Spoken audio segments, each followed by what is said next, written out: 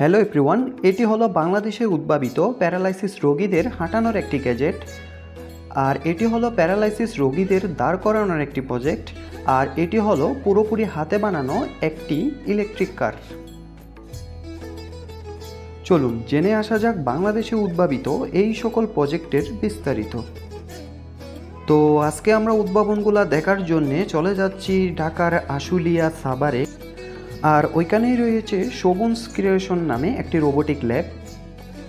আর এই ল্যাবের উদ্ভাবকই হলো এই শোভন ভাই। চলুন শোভন ভাইয়ের মাধ্যমে তার সকল প্রজেক্টের বিস্তারিত জানা যাক। আমাদের দেশে প্যারালাইসিস রোগীরা বেশিরভাগ সময় বিছানায় শুয়ে কাটান এবং তারা খুব সহজে এক জায়গা থেকে অন্য জায়গায় যেতে পারেন না। তাদের হাঁটার কথা চিন্তা করেই তৈরি করা হয়েছে এই ইলেকট্রিক গ্যাজেট। এটির মাধ্যমে প্যারালাইসিস রোগীরা হাঁটাচলা করতে পারবেন এবং পায়ের ব্যায়াম করতে পারবেন। মূলত প্যারালাইসিস রোগীদের জীবনমান সহজতর করার উদ্দেশ্যে তৈরি করা হয় এই ইলেকট্রিক গ্যাজেটটি। এই যে দেখতে পাচ্ছেন, এটা কিন্তু হাঁটতেছে একজন প্যারালাইজ বাচ্চা। যখন এখানে থাকবে ওকে মূলত এইভাবে আসলে জিনিসটা হাঁটাবে আর কি। আপনারা কিন্তু দেখতে পাচ্ছেন যে ইজিলি আসলে কিভাবে আসলে জিনিসটা কাজ করে। খুব ইন্টারেস্টিং এর একটা বিষয় যে এটা, যে একজন প্যারালাইসিস পারসন উনি কিন্তু বিছানা থেকে নিজে স্টেপ দাঁড়াইতে পারবে এবং সে হাঁটাচলাও করতে পারবে এটা দিয়ে। তো সেদিক থেকে বলবো যে উদ্ভাবকরা আসলে দেশের জন্য কতটুকু কি কাজ করতেছে সেটা কিন্তু আপনারা ইতিমধ্যে দেখতে পাচ্ছেন। এখানে তো মনে হয় অনেক কিছু ইউজ করছেন আপনি। এই যে এই মোটরগুলোর মাধ্যমেই কিন্তু এই এটাকে একটা পাকে কিন্তু সামনের দিকে আগায় নিয়ে এটাকে বলা হয় আপনার 4DOF মেডিকেল ভাষায়, ডিগ্রি অফ ফ্রিডম। বুঝতে পারছি। এটা আমাদের নরমালি আমাদের 4DOF থাকে। আর এটার মধ্যে মূলত খুলেই একটা বাচ্চাকে মূলত এখানে বসানো হবে। তারপরে হবে এটা স্ট্রেপ। প্রত্যেকটি জয়েন্টের পর পর আবার এক একটি স্টেপ আছে। এই যে এগুলো দিয়ে তাদের পাকে আটকানোর পরে এই যে এই জায়গায় পাগুলো আটকাবে আর এদিকে পায়ের পাতা থাকবে আর এই জায়গায় সে বসবে আর এটা দিয়ে কোমরটা লক করে দেওয়া হবে। এবং এখানে যে স্প্রিংটা দেওয়া আছে এটা আমাদের পায়ের যে এই মুভমেন্টটা আছে এটার জন্য যাতে এরকম হাঁটার সময় কোনো অসুবিধা না হয়, প্রত্যেকটি মুভমেন্টের জন্য যেন তার ফলো করে। আপনারা দেখতে পাচ্ছেন এখানে কিন্তু হিউজ পরিমাণ কিন্তু ইঞ্জিনিয়ারিং করা হয়েছে। কারণ এটা যে করবে সে একমাত্র বুঝবে যে এখানে আসলে কতটুকু কাজ করা হয়েছে। চলুন এবার দেখে আসি প্যারালাইসিস রোগীদের জন্য তৈরি করা আরেকটি প্রজেক্ট। এই প্রজেক্টের কাজ হলো মূলত প্যারালাইসিস রোগীদেরকে দাঁড় করানো এবং বসানো।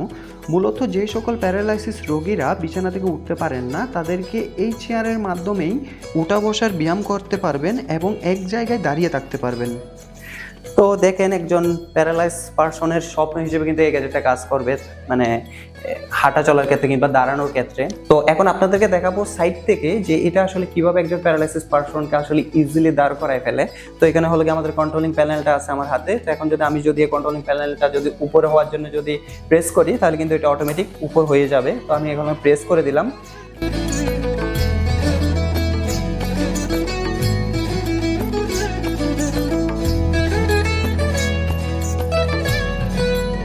তো আপনারা ইতিমধ্যে দেখলেন যে আসলে কিভাবে আমাকে বসা থেকে দাঁড় করালো।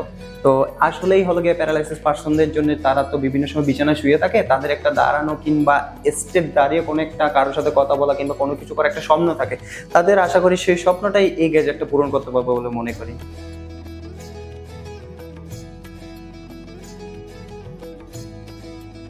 এতক্ষণ আপনারা শোভন ভাইয়ের অন্যান্য উদ্ভাবনগুলো দেখলেন। তো এখন আপনাদেরকে দেখাচ্ছি শোভন ভাইয়ের আরেকটা উদ্ভাবন। এটা হলো গিয়ে একটা ইলেকট্রিক কার। মূলত শোভন ভাই নিজে এটার মডেলটা আসলে ডিজাইন করছে। তো এখন হলো গিয়ে এই গাড়িটা কিভাবে চলে অথবা কিভাবে বানাইছে এই সকল বিষয়গুলো আপনাদেরকে এখন জানাবো। তো আমার সাথে আছে শোভন ভাই। তো শোভন ভাই, প্রথমে গাড়িটা বানানোর চিন্তা ভাবনা আসলো কেন অথবা এই ধরনের মডেল চুজ করলেন কেন? প্রথমত আমার একটা ফ্যান্টাসি ছিল স্পোর্টস কারের উপর। যেহেতু বাংলাদেশে স্পোর্টস কার খুবই রেয়ার দেখা যায়, আর সবচেয়ে বড় কথা হচ্ছে মূল্য, অনেক হাই প্রাইস।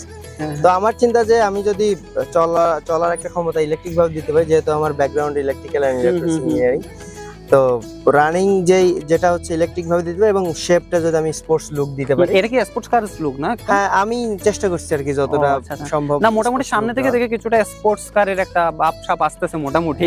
তো মনে হয় যখন ফুল ফিনিশিং দিবেন তখন মনে হয় কিছুটা আরেকটু। আর এটা সম্পূর্ণ হ্যান্ডমেড, আর অত্যাধুনিক যন্ত্র আমার কাছে ওরকম ছিল না, যতটুকু ছিল আর কি তার মধ্যে দেশীয় প্রযুক্তিতে যতটুকু মডিফাই করা যায় আর কি ততটুকুই গিয়া করছেন। তো আমরা চলেন একটু উঠি, আসলে কিভাবে চালাই কিভাবে না করে এটা একটু দেখি। ওকে। তো আমরা এখন গাড়িতে উঠতেছি, শোভন ভাই ইতিমধ্যে উঠে গেছে। তো আসলে দেখি আসলে বসে আসলে আরামটা কিরকম পাওয়া যায় এই গাড়িতে। তো বসলাম, দেখা যাচ্ছে কিনা শিওর না। এই যে শোভন ভাইয়ের দরজা লক হয়ে গেছে, এখন দেখা যাক যে আসলে কতটুকু গাড়িটা চলে। এই যে বসছি,